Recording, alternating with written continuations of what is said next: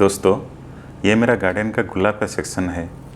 इसमें आपको जो फूल खिलते हुए नज़र आते हैं, इसमें मैंने कोई केमिकल फर्टिलाइज़र डाला नहीं। इसका दो कारण है। पहला तो केमिकल फर्टिलाइज़र बहुत महंगे होते हैं।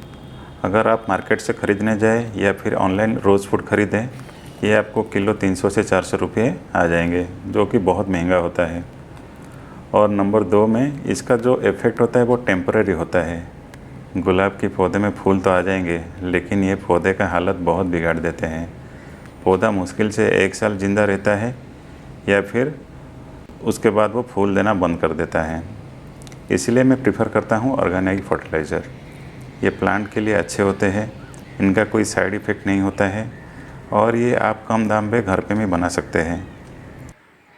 ये जो फर्टिलाइज़र की मैं बात कर रहा हूँ, ये एक सॉलिड पावरफुल फर्टिलाइज़र है। इसको आप एक बार बना के पूरा साल भर के लिए स्टोर करके रख सकते हैं। तो चलिए जानते हैं इस ऑर्गेनिक फर्टिलाइज़र को कैसे बनाते हैं। अगर इस चैनल में आप नए हैं तो प्लीज़ लाइक एंड सब्सक्राइब कर दीजिए, अगर वीडियो आपको अच्छा लगे तो चलिए देखते हैं, वीडियो स्टार्ट करते हैं।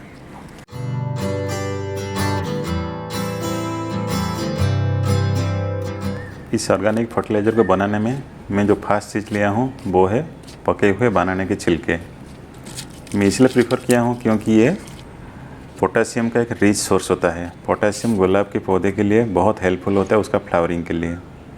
तो आप उसका 10 या 12 छिलके लाइए, धूप में सुखा दीजिए जब तक ये पूरा क्रिस्पी ना हो जाए।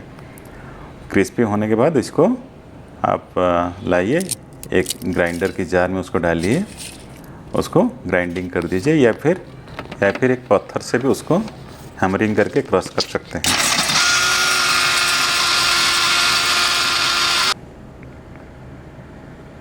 ग्राइंडिंग होने के बाद इसका पाउडर को एक पॉट में आप डाल दीजिए। ये देखिए पूरा पाउडर फॉर्म में हो गया है।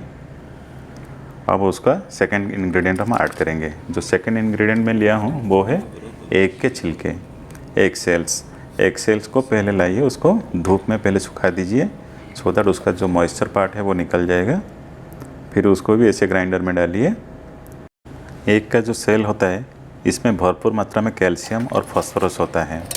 ये भी प्लांट की ग्रोथ के लिए और उसमें फ्लावरिंग के लिए बहुत ही हेल्प करता है। तो इसको आप रेगुलर इंटरवल में डाल सकते हैं, लेकिन याद रहे कि उसको थोड़ा सुखा के डालिए सो दैट उसका जो स्मेली पार्ट नहीं रहेगा और प्लांट में फंगस लगने का चांसेस जो कम हो जाएगा।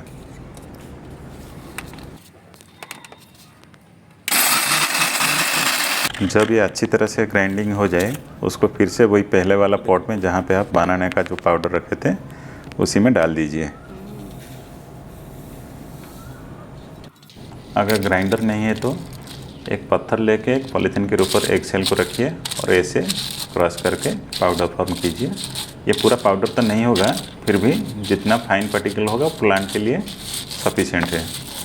और इसको आप फिर से वही मिक्सर में ऐड कर दीजिए।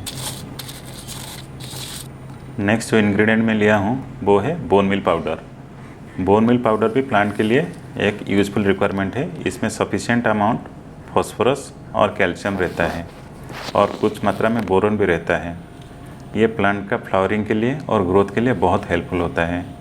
आप उस मिक्सर में अराउंड 1 से 1.5 कप बोन मील जो है ऐड कीजिए, लेकिन याद रहे जो बोन मील है ये वास्ट वाला बोन मील होना चाहिए। जो मार्केट में मिलता है एक स्मेली वाला बोन मील ग्रानुलर फॉर्म में, वो फंगस लगने का चांसेस है। उसको एक मिक्सर में डाल दीजिए।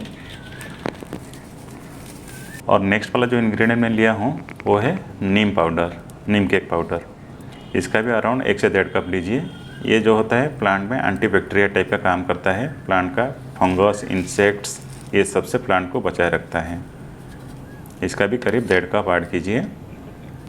और उसका नेक्स्ट जो इंग्रेडिएंट है वो है वर्मी कंपोस्ट। वर्मी कंपोस्ट जो होता है उसमें सफिशिएंट अमाउंट में नाइट्रोजन होता है, जो प्लांट का ग्रोथ के लिए बहुत हेल्पफुल होता है। और एक चीज़, इसमें भारी मात्रा में दूसरा जो न्यूट्रिएंट होता है जो प्लांट का ग्रोथ के लिए भी बहुत हेल्पफुल होता है और ये प्लांट का मिट्टी को भी बहुत हल्का बनाता है। इसको बीच बीच में आपको ऐड करते रहना है। इसका भी अराउंड 1 से 1.5 कप लीजिए और उसी मिक्सर में ऐड कर दीजिए।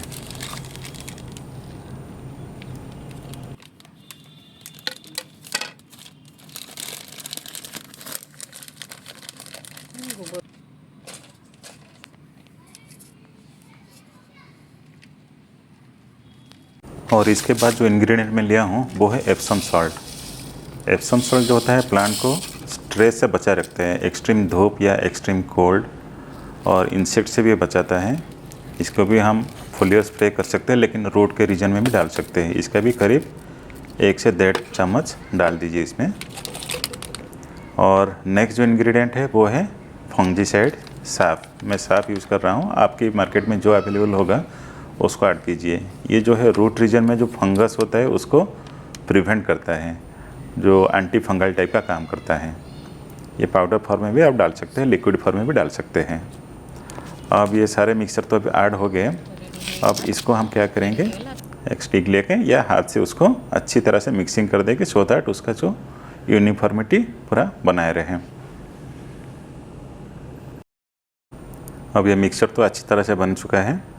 अब इसको फिर से एक बार हाथ से मिक्स कर लेंगे, ताकि जो उसका प्रॉपर्टी जो है एवरी पार्टिकल में ठीक से डिस्ट्रीब्यूट हो जाए। अब ये तो हमने बहुत ही ज़्यादा बना लिए थे, तो इसको अभी जो एक्स्ट्रा अमाउंट है एक जार में, एयर टाइट कंटेनर में, जार में डाल के उसको पूरे साल भर के लिए भी आप रख सकते हैं। क्योंकि इसमें हम लोग कोई भी लिक्विड चीज़ डाले नहीं, तो जैसे लिक्विड फर्टिलाइज़र हम बनाते हैं तो उसको हम अगले दिन या नेक्स्ट 2 डेज़ के अंदर हमको कंज्यूम करना पड़ता है, तो उस तरह का कुछ इशू नहीं है। आप उसको पूरा जार में टाइट करके पूरा साल भर के लिए भी रख सकते हैं।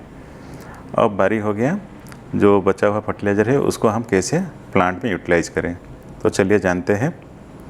तो प्लांट में यूटिलाइज़ करने के लिए पहला चीज़ जो होना है, मिट्टी जो है उसका ड्राई होना चाहिए। क्योंकि ड्राई मिट्टी में जो होता है न्यूट्रिएंट एब्जॉर्प्शन सबसे हाईएस्ट होता है। तो पहले मिट्टी को अच्छी तरह से गुड़ाई कर लें। गुड़ाई करने से क्या होगा ना, मिट्टी थोड़ा लूज हो जाएगा, और लूज होने के बाद हम अपना जो फर्टिलाइज़र रेडी किए हैं उसको ऐड कर सकते हैं। और मिट्टी को गुड़ाई करने से पहले और एक चीज़ का ध्यान दें, उसमें अगर कोई पत्ता या कोई सूखी हुई चीज़ गिरी है तो पहले उसको साफ़ कर लीजिए, क्योंकि गुलाब का जो पौधा है मिट्टी हमेशा साफ़ रहना चाहिए। अब अच्छी तरह से गुड़ाई हो जाने के बाद अब जो फर्टिलाइज़र हम रेडी किए हैं उसका 1 चम्मच लेंगे। 1 चम्मच उसको पूरा मिट्टी की जो चारों तरफ है रूट के रीजन में उसको अच्छी तरह से डिस्ट्रीब्यूट करके डाल देंगे।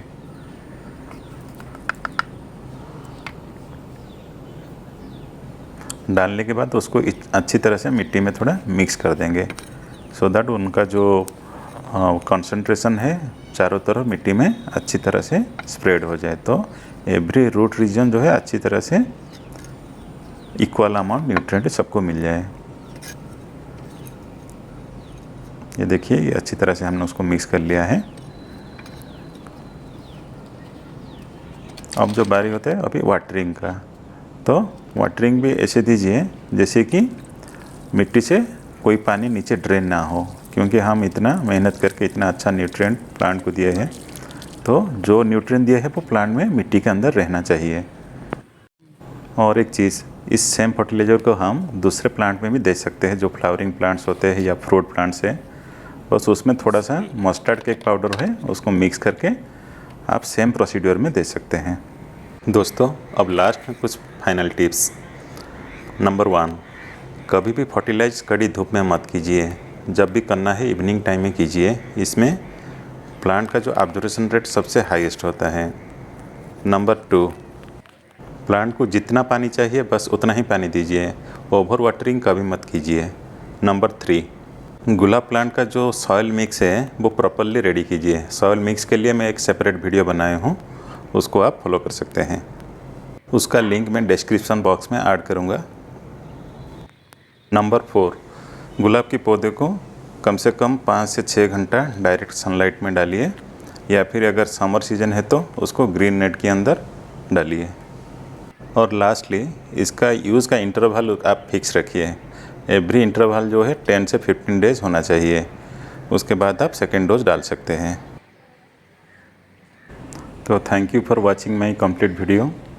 अगर आपको मेरा वीडियो अच्छा लगा तो डेफिनेटली लाइक और शेयर कीजिए। अगर हो सके तो सब्सक्राइब कर दीजिए, हमको थोड़ा मोटिवेशन मिलेगा।